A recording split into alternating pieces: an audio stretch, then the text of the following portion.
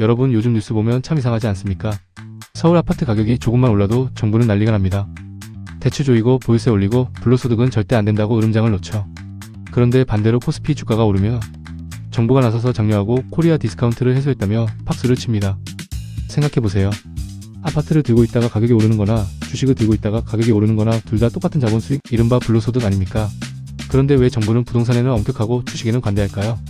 단순히 주식은 기업에 돈이 돌고 부동산은 돈이 묶여서 그렇다는 교과서적인 얘기는 오늘 하지 않겠습니다. 오늘 우리는 그 이면에 숨겨진 진짜 정치공학적 이유와 이 기형적인 구조 속에서 평범한 2030세대가 진짜 자립하는 방법에 대해 아주 깊숙이 파헤쳐보겠습니다.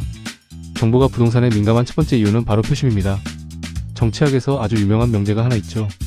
유권자가 자산을 소유하고 세금을 내기 시작하면 보수화된다. 사람들이 내 집을 갖고 집값이 오르면서 자산 가치가 상승하면 어떻게 될까요? 자연스럽게 세금 인상과 급격한 분배 정책에 반대하게 됩니다. 내 자산을 지켜야 하니까요. 반대로 무주택자이거나 정부의 임대주택, 보조금에 의존하는 비율이 높아지면 주거복지와 현금 지원을 약속하는 정당에 표를 던질 확률이 압도적으로 높아집니다. 즉 정부나 특정 정치 세력 입장에서는 대다수 국민이 자가 소유자가 되어 경제적으로 독립해버리는 것이 선거공학적으로 달갑지 않을 수 있다는 겁니다. 불로소득은 악이다라는 프레임으로 지지층의 분노를 결집시키고 정부에 대한 의존도를 높이는 것이 훨씬 쉬운 정치 공식이기 때문입니다. 두 번째 이유는 상대적 박탈감의 차이입니다. 주식은 10만원만 있어도 누구나 참여할 수 있는 포용적 자산입니다. 하지만 서울 아파트는 수억 원의 자본과 대출 인프라가 있어야만 진입할 수 있는 배타적 자산이죠. 여기서 집을 사지 못한 사람들은 벼락거지가 되었다는 거대한 분노를 느낍니다. 이 분노는 곧바로 정권 심판으로 이어지기 때문에 정부는 사활을 걸고 막는 겁니다. 여기에 대출 거품 붕괴와 저출산이라는 국가 소멸의 공포까지 더해져 있죠. 자, 그렇다면 이런 상황에서 우리는 어떻게 살아남아야 할까요? 가상의 20대 청년 이지훈 씨의 사례를 들어보겠습니다. 이 청년 출발선이 아주 좋습니다. 부모님이 무려 30억 원대 서울 아파트를 소유하고 계시거든요. 당연히 부모님 집에 얹혀 살며 주거비를 100% 방어하고 월급을 무섭게 모아 30대 초반에 결혼하면서 양가 부모님의 지원을 빵빵하게 받습니다. 부모님 지원금에 부부가 모은 돈, 거기에 대출까지 영혼까지 끌어모아 서울의 10억대 아파트를 삽니다. 그리고 집값이 오르면 15억, 20억 상급지로 계속 갈아타기를 하죠. 대한민국 중산층이 가장 완벽하다고 믿는 부동산 정성 로드맵입니다. 그런데 여러분, 이 지훈 씨의 삶이 과연 행복할까요? 진정한 경제적 자유를 얻었을까요? 장부상 자산은 수십억 원일지 모릅니다. 하지만 현실은 평생 대출의 노예, 즉 하우스푸어입니다. 집을 넓히고 급지를 올릴수록 대출금은 눈덩이처럼 불어납니다. 매달 월급의 절반 이상이 원리금 상환으로 빠져나가죠. 자산은 커졌는데 오늘 저녁 삼겹살 하나 마음 편히 사 먹을 현금은 없습니다. 더 무서운 건 전 재산이 한국 아파트 한 채에 몰빵되어 있다는 겁니다.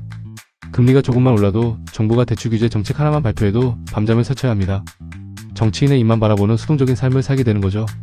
그렇다면 주거 안정성을 챙기면서도 하우스푸어에 덫에 빠지지 않으려면 어떻게 해야 할까요? 정답은 이두얼 엔전 포트폴리오를 구축하는 겁니다. 집이라는 무거운 안전자산과 글로벌 주식이라는 현금 창출 자산을 동시에 굴려야 합니다. 이를 위한 세 가지 철칙을 알려드리겠습니다.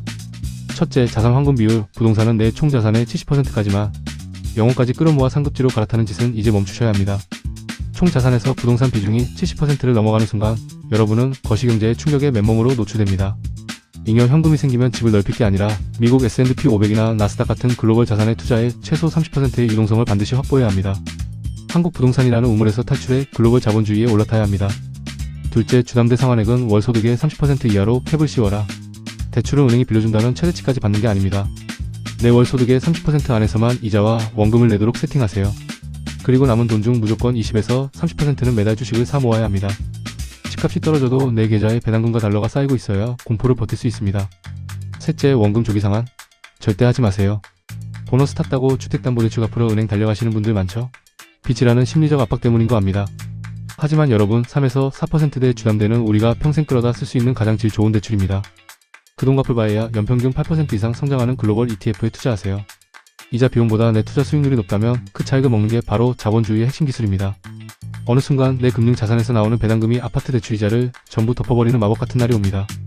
그날이 바로 여러분이 대출의 노예에서 해방되는 날입니다. 여러분, 진정한 독립이 무엇일까요? 단순히 부모님 집에서 나와 내 집을 갖는 것이 아닙니다. 국가가 주는 혜택이나 보조금에 의존하지 않고 특정한 자산 하나에 내 인생을 저당 잡히지 않는 것. 내 자산이 다각화되어 있어서 정부가 세금을 올리든 대출을 조이든 콧노래 부르며 유연하게 대처할 수 있는 삶. 그것이 진짜 성인이자 주체적인 시민의 삶입니다. 정부가 집값을 잡아주겠지 혹은 다음 정권이 규제를 풀어주겠지 하며 정치인의 입만 쳐다보는 수동적인 태도는 이제 버리십시오. 부모님 세대의 부동산 세계관에서도 벗어나야 합니다. 오늘부터 당장 여러분의 두 번째 엔진, 글로벌 금융 자산 포트폴리오를 세팅하시기 바랍니다. 스스로 통제 가능한 자산에 집중할 때 우리는 비로소 자유로워질 수 있습니다. 오늘 영상이 여러분의 자산 관리에 새로운 시각을 열어주었기를 바랍니다. 내용이 공감되셨다면 구독과 좋아요 부탁드리고요. 여러분은 현재 부동산과 금융자산의 비율을 어떻게 가져가고 계신지 댓글로 자유롭게 남겨주세요. 지금까지 시청해주셔서 감사합니다.